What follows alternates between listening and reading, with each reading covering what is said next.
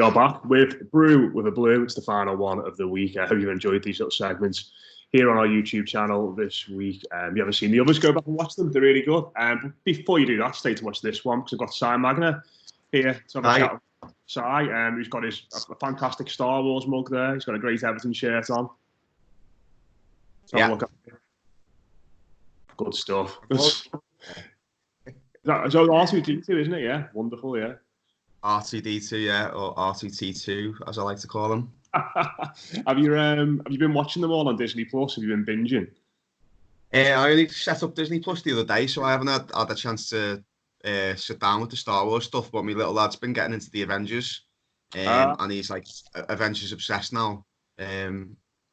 Favourite Ant-Man apparently. I don't know where that's come from, but yeah. But the important thing is that he likes it. Actually, I've never really been like massive into like the comic books and stuff like that, and like Avengers stuff and the Marvel stuff. But I feel like now is probably a good time to start all that. Yeah, well, I mean, as good a time as any. You're not going to do anything else on lockdown, so you might as well binge watch them. No, that's fair enough. I've got Disney Plus there, but I've not actually checked it out yet. Have you been proper like delving into it and spending your time on it and stuff? Because a lot of people. Loads of people were saying, "Oh, it's amazing," but I've had a quick look, and I wasn't too knocked off my feet by the stuff on there. But I don't think I've been looking properly. So I've been told that I seen an advert where there's 5,000 films or something ridiculous like that, and there was there's no way I've scrolled through 5,000 films.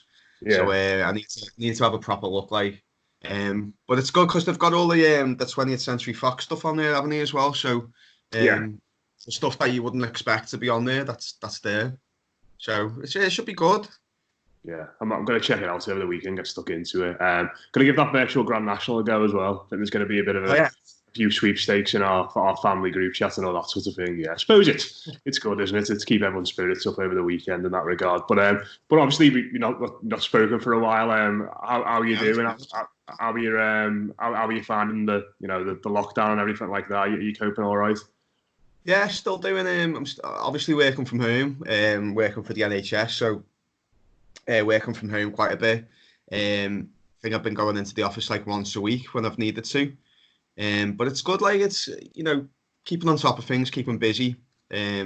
Talking before, got COD the other day as well, so that keeps sort of on your breaks and stuff like that, keeps you occupied. So yeah, it's not too bad. The stuff that's pissing me off is going to the shops and stuff. Having to queue up around car parks and stuff like that's ridiculous. Yeah, it's a bit we've got a local Tesco there, and whenever I've been out to do me run and stuff like that, it's only like a little small one, but they've got social distancing spaces and there's people queuing up around the outside. And I mean, thankfully for people like yourself, there's those extra hours in the morning where you can go in and get your shopping before the general store opens, if you will, and that sort of stuff for NHS workers, which is ideal. But I'm a bit skeptical on that, to be honest. I went when Tesco announced it last week. I went down for the Sunday one, and I've never seen it so busy before in my life. It was ridiculous. Honestly, yeah, it was that. It was called a browsing hour between 9 and 10 or something like that before the tills opened. And I got down there about 9:20, and the queues for the tills were I'm talking about the big Tesco in Bitston Moss. Yeah, the queues were right around the shop, and I was like, "Fuck this! I'm not doing this again." Yeah, when you said browsing out there, it made me think people are in the shop and look around, but they can't actually buy anything. You just have a look at all the stuff that you could potentially. All the trolleys were full and stuff, and it was it was mad. It was mad. Yeah. And it's not meant to. I've never known all NHS staff must have been in that shop that one day. Yeah. Like Chelsea was saying that the badges you've got are so valuable at the moment. Yeah. Everything, which is obviously well deserved. As an NHS worker, did you take part in the applause last night, or did you just sort of sit and soak it all up? I sit and soak it up, to be honest. Fair enough, mate. Why not? I appreciate everyone's support and stuff. It's just I get a little bit cynical when it comes to stuff like that, because we had the chance to applaud the NHS staff back in December when we voted in. Went to the general election, and people weren't applauding them. People were applauding the other lot. So Yeah. Sort of come home to roost a little bit now, and I think there's going to be some very interesting conversations around how valuable the staff are and stuff like that after all this passes and everything settles down. Well, do you think that actually will be the case? Because I've sort of been speaking about this with Chelsea and how she sort of feels as though obviously now it's great that you're getting the adulation, you're getting the appreciation that you all deserve. I mean, amongst yourself, are those conversations happening where you're sort of saying, after this we should get sort of not the appreciation we deserve? Because I don't think anyone really thinks like that, but maybe appreciates the role we all do a little bit more, or just sort of get the sense that when this is all blown over and calmed down a little bit, the things will just go back to normal, and maybe for the want of a better phrase, be sort of taken for granted again. I mean, that's where I'm a trade union rep as well, so that's where it's important to keep that pressure on from the unions. And a couple of years ago, we did start pushing for wage increases and stuff like that, and we did win a deal which on the face of it sounded good, but when you delve deeper, it's not. It doesn't. There's a lot of people that it doesn't benefit, and that sort of negotiation period that's up this year. So the wage deal that we negotiated, that's up for renegotiation this year. So it's kind of like coming at a good time for us from a negotiation point of view, and that's where you've got to really strike while the iron's hot, really. And as soon as things start to settle down, you need to go back. Everyone needs to be singing off the same hymn sheet. And if you appreciate the NHS, you've got to support that. When we're asking for decent wages and stuff like that, because I'm where I am wage wise, I'm not too bad, but you get nurses who are lower down the pecking order, and the amount of responsibility that's on their shoulders, especially now. And you think, do you know what? You deserve better, and you are better. The job that you do, you deserve better for it. And it's not just the NHS. There's loads of people in the same boat as well, all across the world, and across the country. And after the last 10 years of austerity, I think it's time we sort of reassess the situation, and now people are sort of beginning to realise who the key workers are, who the real key workers are, and those kind of people need to be they need to be, they need to get what they deserve, really. Yeah. And just sort of, we'll stay on the serious theme before we go on to talk about your kit and other things as well. Sort of what to talk about. So I was glad you were on. Actually, really happy you were on for this one.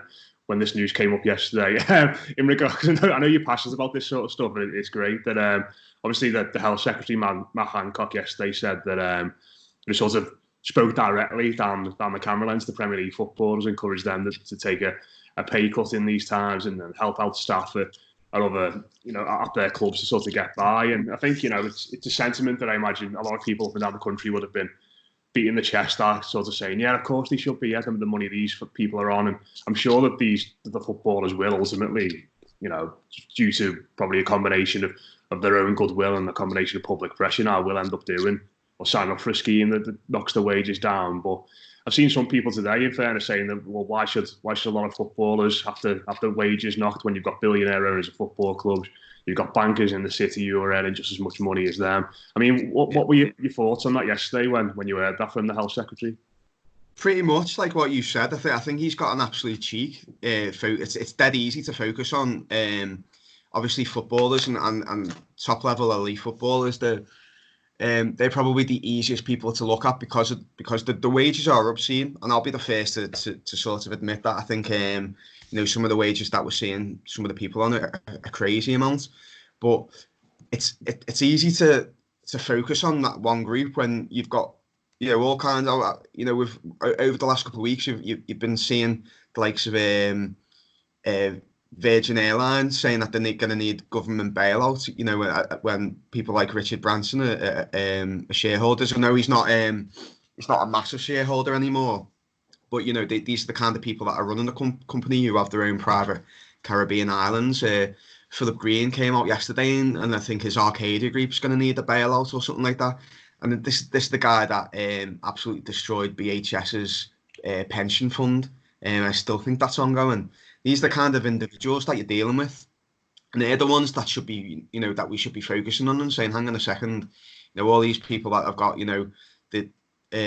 all savings in the Cayman Islands and stuff like that. I mean, you remember that documentary that came out 2 or 3 years ago, where it highlighted all this stuff that's kind of gone under the radar since then. You know, after the whole furore of for the first couple of weeks after that Panorama documentary, and then ever since then, no one's really asked. No one's asked about some of these big conglomerates that pay minimum amounts of business tax, but let's focus on the footballers.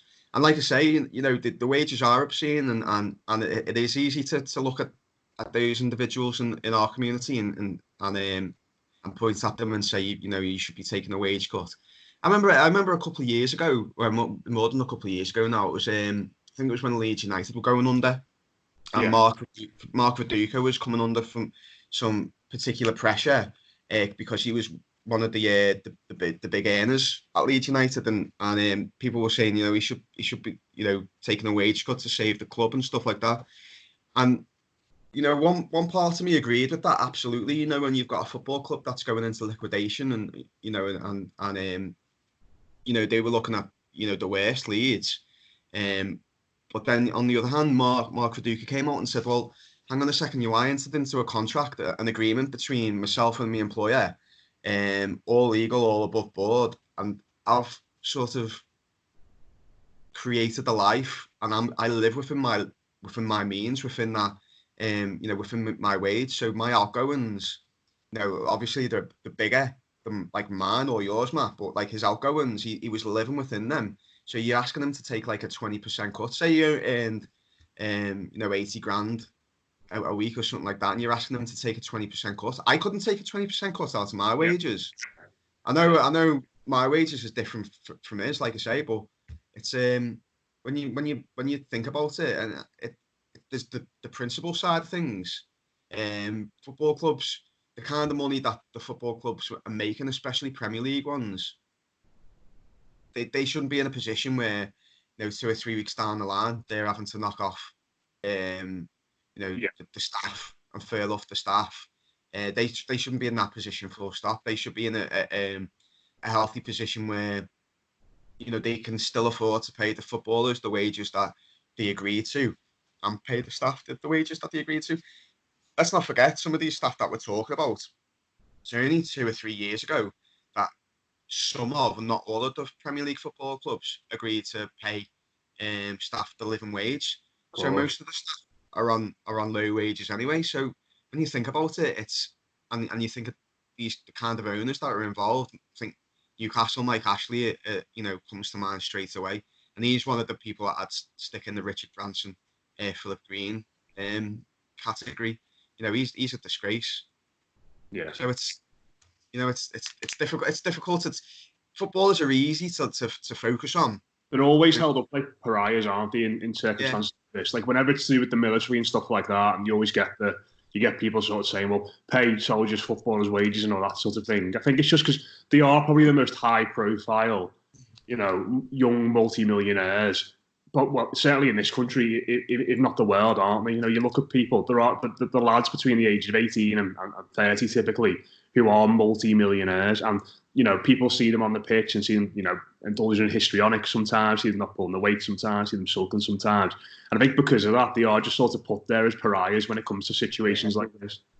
Yeah. It's like I say, it's just so easy to focus on like one group of people, and you're right. These people, between 18 and 30, and most of them, like it's easy for me as as a 30-something person looking back into my 20s, but I wasn't, I'd hate to think what I would have, with 80 grand a week or something ridiculous like that, 10, 15 years ago. Some of these people are still kids and they're multimillionaires. And I think there's a bit of perspective that we need to take when we think about who they are and what they can offer and the kind of matureness that you're expecting from them. I mean, obviously, you hope that they've got a strong circle around them that are supportive and give them good sage advice. But obviously, there's a lot of players that don't hang around the right circles as well. But I think what you said at the beginning, they'll probably come together and have a collective agreement on on wage cuts and stuff like that. It's I think they're not. People probably do them a bit of disservice. They're not daft. There's a lot of very people that are on the ball, so to speak, in the footballing circle.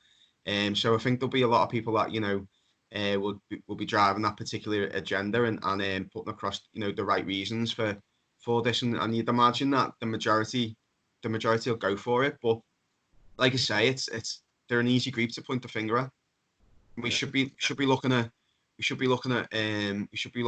the reasons sort of why we're in the financial mess that, well, I say we, I mean the NHS is in the financial mess that it's in. It's not as prepared as as it should be, really.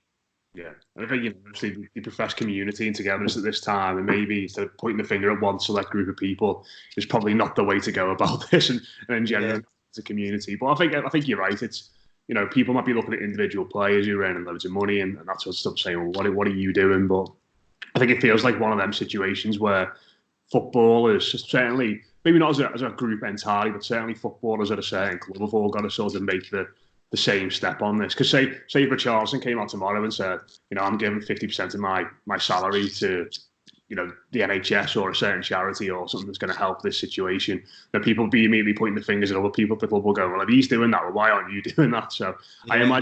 I imagine clubs up and down the country, like you said, will come to a collective decision on that. I suppose we'll see what happens with it. Onto your shirt, then. That's the second time this week, side that shirt's been picked. Yeah. Les Roberts wore it on Monday. It is an absolute banger, to be fair. Yeah, I like it. It's probably the first one for a while that I've the first Everton shirt for a while that I've been like, I've really been, wow, that's boss that. I'm not a huge fan of the Umbro shirt. I'll be honest with you. It's considering like that we've been with them for such a long time, and over the years, it's probably well over 50% of the time I've been supporting Everton. We've been sponsored by them, and I can only sort of, out of all of that time, I can only really think of a handful of shirts that I've really liked. The last one that comes to mind is probably I think the one we wore around 2007, 2008, the home one, with the little gold collar. Oh yeah, I remember that. Yeah, makes you think of Arteta, that one. Yeah. Pienaar. Yeah. Was that the one we wore against Fiorentina? Yes, I think it will be. Yeah. That was season. Yeah, well, it was a good season. Obviously, we never had a heartbreaking ending, of course, in our style. But wouldn't be Everton. No. But we were saying to Les on Monday that I don't think we've actually won in that kit yet. But you're not the one who's cursed it though, because you only bought it a couple of weeks ago. So we'll let you off. I got an email off Everton saying that all the kits were on offer. So I went a bit mad and bought the kids one as well. Yeah. Anyone on the back? No. Don't do that anymore. Oh, brilliant stuff. Yeah, I've gone for a Guatemala one today. Dug it out. I'm pretty sure it's fake. Bought it when we were over there a year ago. Managed to get the home and away one for a decent price, but I'm pretty sure it's fake. But this is Umbro as well. So there you go. Royal blue, like the Toffees after all. But, that's the important thing, isn't it? That's a very similar kit that I used to play. So this one? Probably like Pro Evo. Yeah. It's like Pro Evo. Back in the day, and I used to create the kit very similar to that with like a white stripe down. And then Everton kit, like. I used to love doing that on Pro Evo, making your own kits. I've got FIFA now, and like it's, I'm thinking that the most recent one's a bit rubbish, to be honest.